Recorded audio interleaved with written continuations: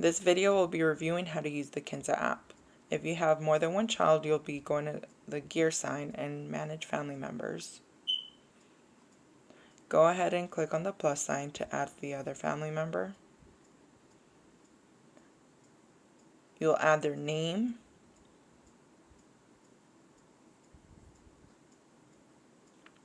their birthday, and their gender.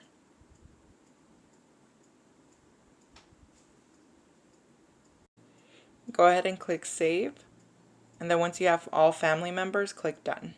Make sure when you get to this page, you click Yes. Then feel free to set a reminder.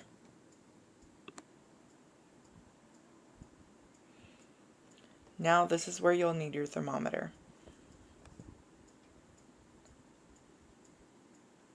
Go ahead and turn your thermometer on.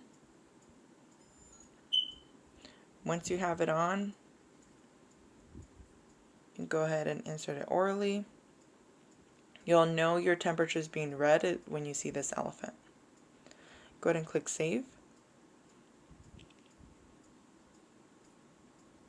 And then you'll answer the following questions after you click Continue.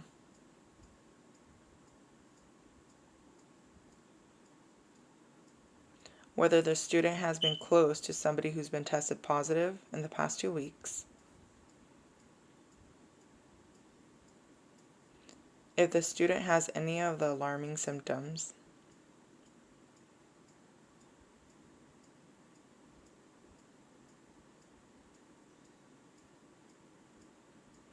If the student is feeling sick. Or if the student is experiencing a loss of taste or smell. This is the page you'll end up showing once you arrive to campus. And if you have more than one child, you'll refer to the icons on top. And you'll do the same thing.